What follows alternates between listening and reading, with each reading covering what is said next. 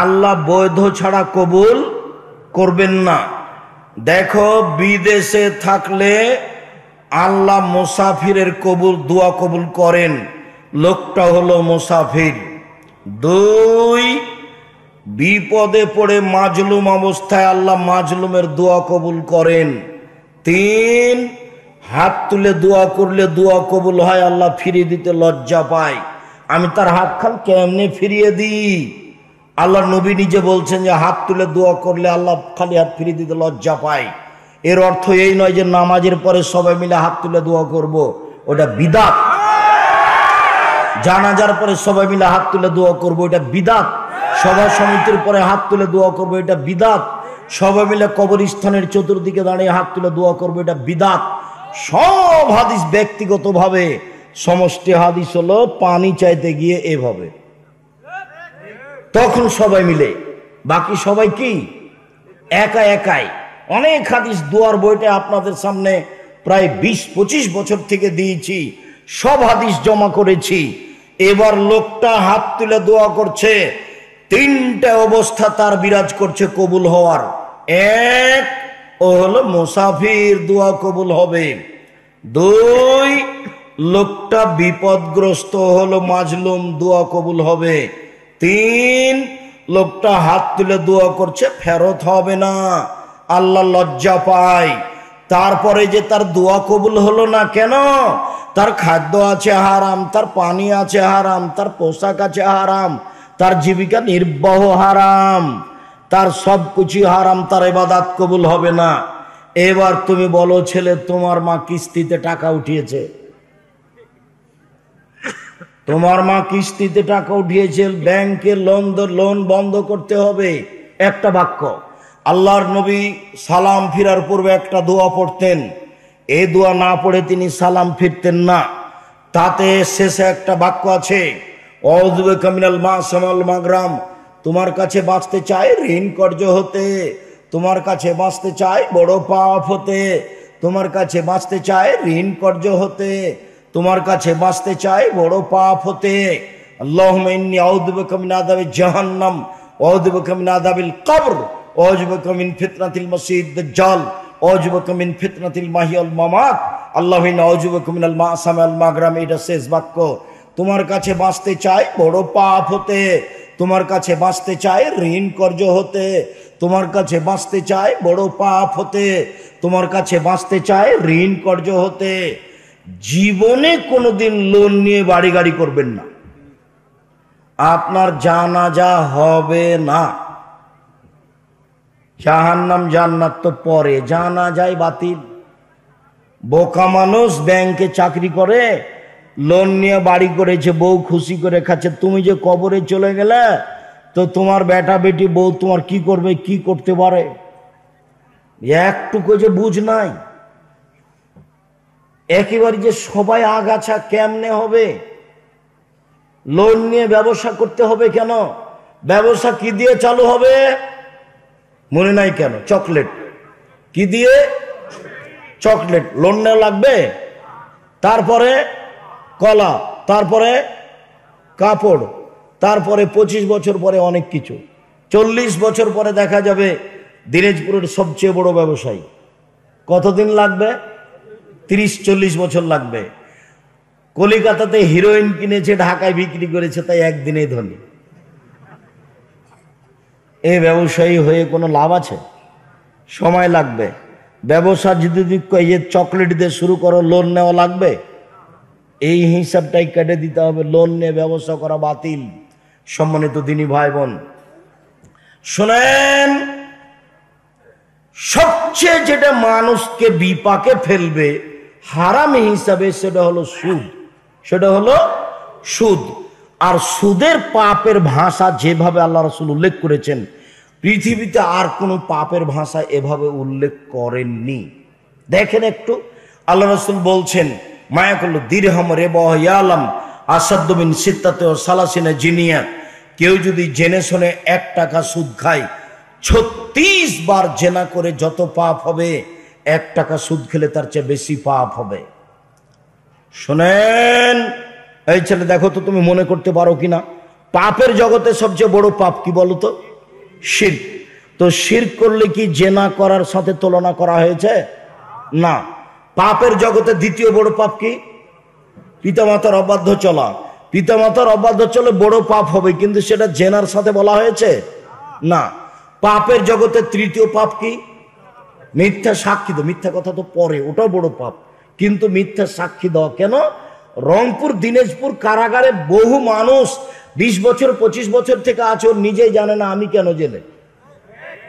জজ জানে না ঘটনা কি, উকিল জানে না ঘটনা কি। দলীয় দাপটে যে লোকটাকে 1 নম্বর আসামি করেছে, সে লোকটা মারামারির দিন ছিল রাজশাহীতে।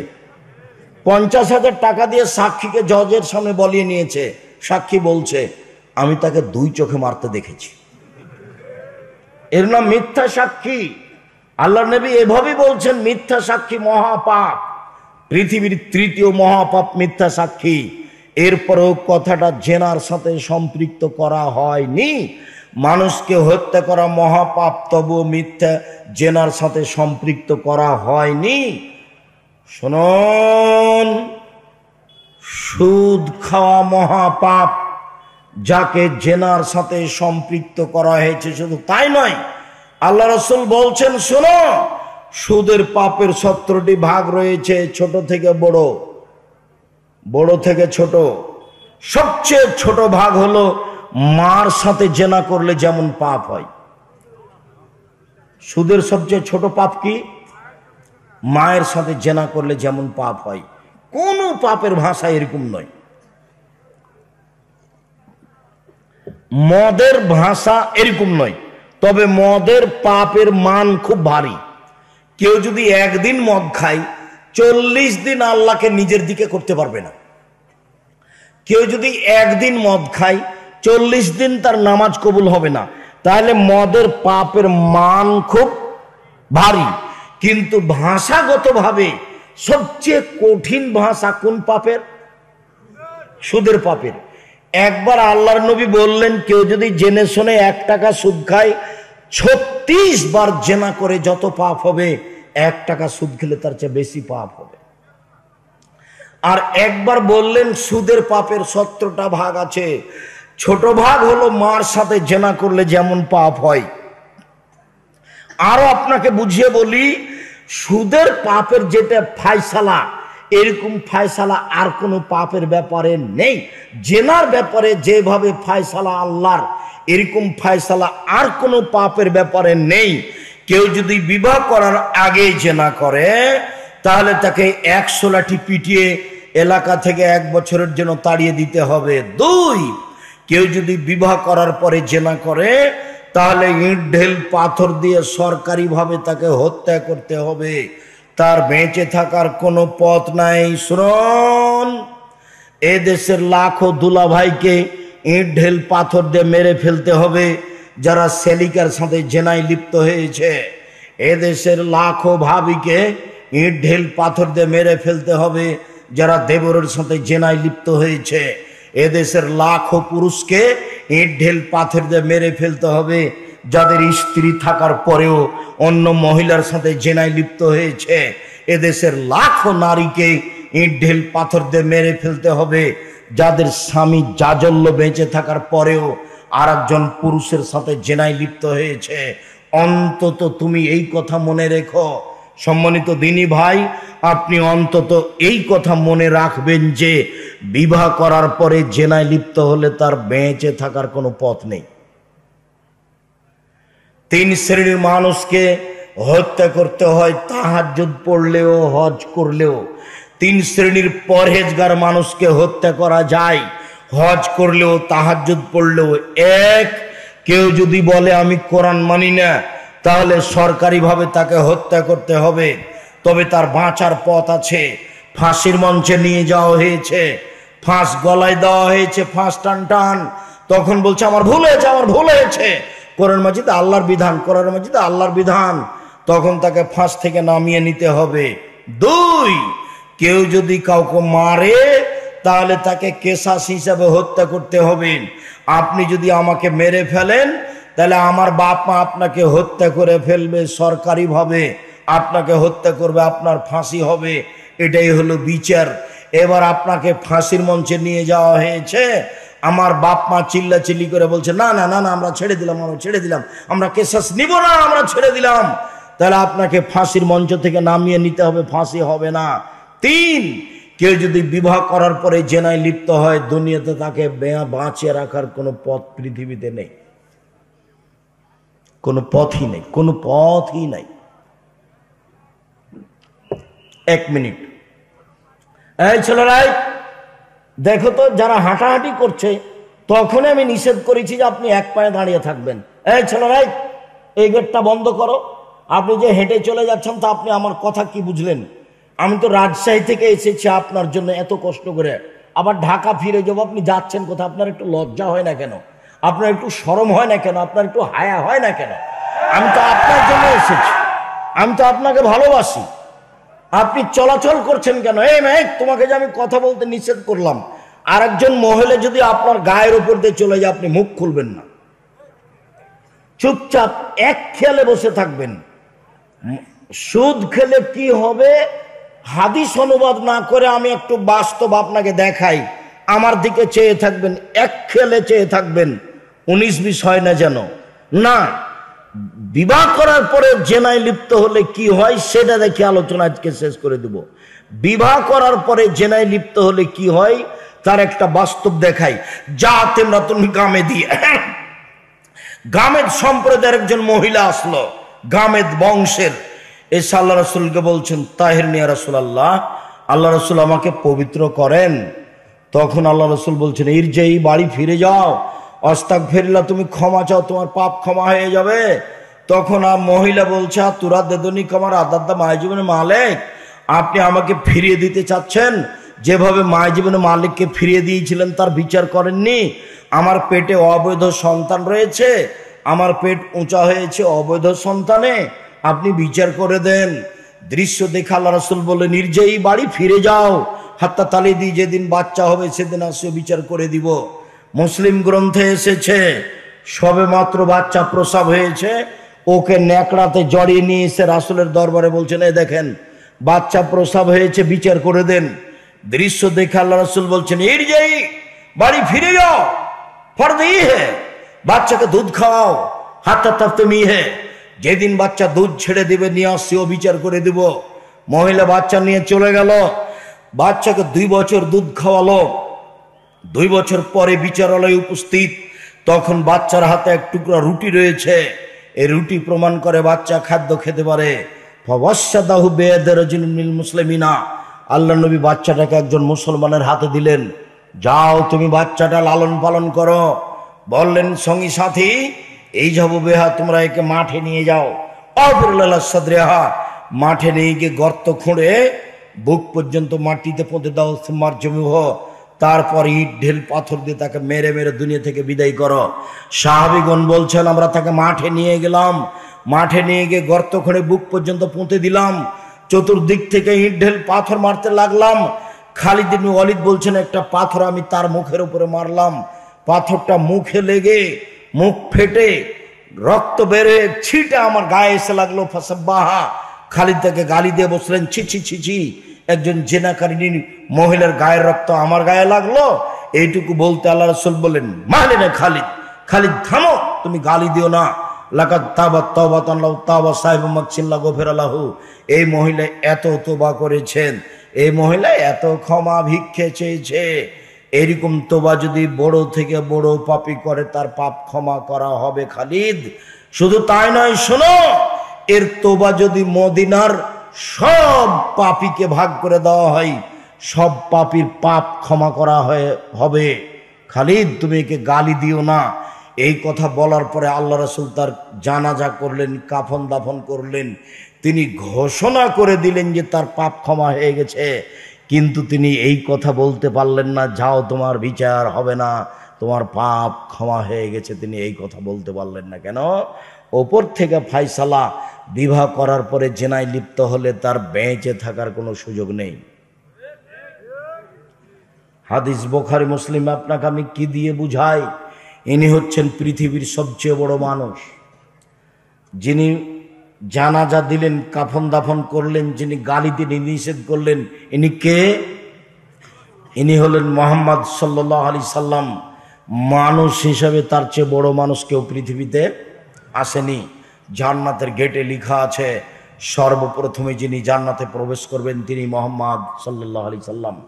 বিচারের মাঠে যেদিন কেউ কথা বলতে পারবেন না, এমনকি ইব্রাহিম আলাইহিস সালাম বলতে পারবেন না, সেদিন কে কথা বলতে পারবেন?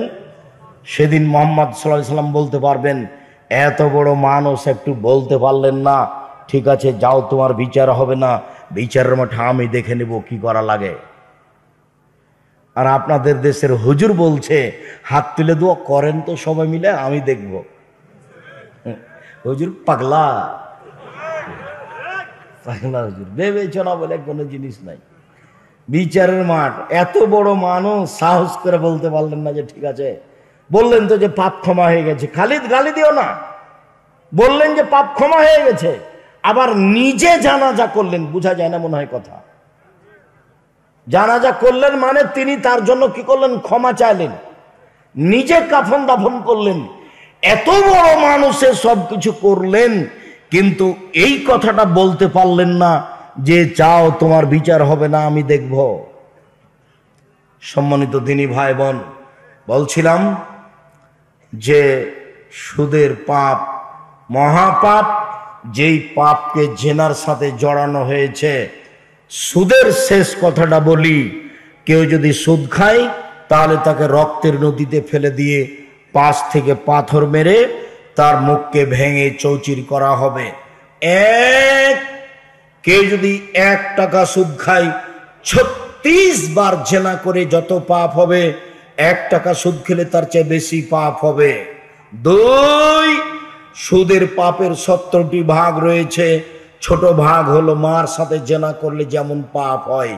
3, কেউ যদি সুদ খায় তাহলে তাকে রক্তের নদীতে ফেলে দিয়ে পাশ থেকে পাথর মেরে তার মুখকে ভেঙে চৌচির করা হবে। 4, কুল্লু লাহমিন নাবাতা মিনাস সহতে কানাতিন নারাউলা বিহি, যেই শরীর সুদে বাড়বে, হারাম উপায়ে বাড়বে, ও জাহান্নামে যাবে। সুদের ফলাফল জাহান্নাম। 24 ঘন্টার মধ্যে কিস্তি বন্ধ করতে হবে, সুদ লেনদেন বন্ধ করতে হবে।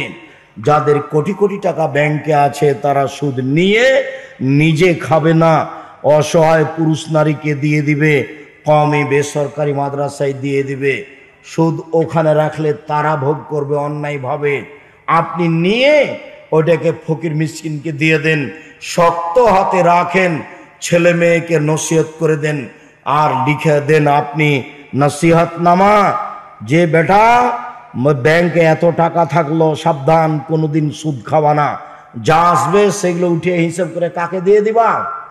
অসহায় পুরুষ নারীকে দিয়ে দিবা, কমে বেসরকারি মাদ্রাসায় দিয়ে দিও। সম্মানিত দিনী ভাই বোন, আমি আপনাদেরকে হালাল রুজি খাওয়ার অনুরোধ জানিয়ে বলছি, আব্দুল্লাহর মনে বড় সাদ। এই দেশের মাটিতে দেশ জুড়ে তাকে মক্তব চালু করতে হবে। হঠাৎ একদিন দেখলাম গাড়ির গায়ে লেখা আছে আদ-দাওয়া ইলাল্লাহ। আমি বললাম আব্বু, গাড়ির গায়ে লেখা আছে আদ-দাওয়া ইলাল্লাহ, এটা মানে কি? তখন আমাকে বলছে আপনাকে 30 বছর যাবৎ বক্তব্য দিতে দেখলাম। আমি লন্ডন, ফ্রান্স, ইটালি দেশ, পৃথিবীর বিভিন্ন দেশ ঘুরে এসে দেখলাম ইহুদি খ্রিস্টান বিদ্যার বুদ্ধি বিক্রি করে খায় আর আমাদেরকে বোকা বানায়। আমাদের ছেলের মাথায় থাকে কিষান কামলা হিসাবে ডালি থাকে মাটির, আর আমাদের হাতে থাকে মোবাইল। আমাদের হাতে কি থাকে? আমাদের হাতে মোবাইল থাকে, আর খেলনা থাকে, আর জুয়া থাকে। এইটা থেকে যদি আমাদের জাতিকে বাঁচাতে হয় তাহলে মক্তব ভিত্তিক শিক্ষা কার্যক্রম এবং দাওয়াতি কার্যক্রম চালু করতে হবে। এই লক্ষ্যে মাঠে নেমেছি। দেশ জুড়ে মক্তব চালু করতে হবে, মক্তব চালু করব ইনশাআল্লাহ। মর্মে সকল দিনী ভাই বোনকে তাকে পরামর্শ দেওয়ার জন্য অনুরোধ জানিয়ে জামিয়া সালাফের জন্য দোয়া করতে বলি। আমার মনে বড় সাধ, এই দেশের মাটিতে আমি সর্বোচ্চ সর্ববৃহৎ প্রতিষ্ঠান গড়ব ইনশাআল্লাহ, যেখানে ছেলে মেয়ে বাংলা, ইংরেজি, আরবি উন্নত মানের শিক্ষা অর্জন করে জাতির অন্যায়ের বিরুদ্ধে লড়বে মুখে কলমে মিডিয়াই। সেটাই হলো জামিয়া সালাফিয়া। জামিয়া সালাফিয়া এখন প্রায় 5000 ছেলে মেয়ে শিক্ষা অর্জন করে। শিক্ষক শিক্ষিকা প্রায় 300 জন রয়েছেন। ইন্ডিয়ান আছেন, সৌদি আরবের আছেন, আর ফিকহুস সালাফ আর যেগুলো আমাদের বই আছে উপদেশ, সলাৎ, আর বিশেষভাবে আল ইতেসাম পত্রিকা 30 টাকা দিয়ে ইতেসাম পত্রিকা নিয়ে যাবেন, কেউ ছেড়ে যাবেন না। সম্মানিত দিনী ভাই বোন, আমি আপনাদেরকে অত্র সম্মেলনের জন্য দানের জন্য আন্তরিকভাবে অনুরোধ জানিয়ে, বইগুলি স্টেজ থেকে সংগ্রহ করার অনুরোধ জানিয়ে আপাতত আজকের মতো কথা এখানে শেষ করলাম। কেউ খালি হাতে যাবেন না। যারা আমার দিনী বোন, আপনাদের জন্য বই আছে কেন হবো অবরোধবাসিনী, আপনাদের জন্য বই আছে শিক্ষা বনাম জাহেলিয়াত, আপনাদের জন্য বই আছে কেন নির্যাতন কি তার প্রতিকার। আমার দিনী ভাই বোনকে সহযোগিতার অনুরোধ জানিয়ে, বইগুলি সংগ্রহের অনুরোধ জানিয়ে আপাতত আজকের মতো কথা এখানে শেষ করলাম। সুবহানাক আল্লাহুম্মা ওয়া বিহামদিকা আশহাদু আল্লা ইলাহা ইল্লা আনতা আস্তাগফিরুকা ওয়া আতুবু ইলাইক। আসসালামু আলাইকুম। এই পানি দাও তো। ডিসেম্বরে ফর্ম পূর্ণ হয়, 1 জানুয়ারি ভর্তি হয়। দিনাজপুরে যেটা আছে জামিয়া সালাফিয়া তেঘরা বিরল দিনাজপুর, ডিসেম্বরে ফর্ম 1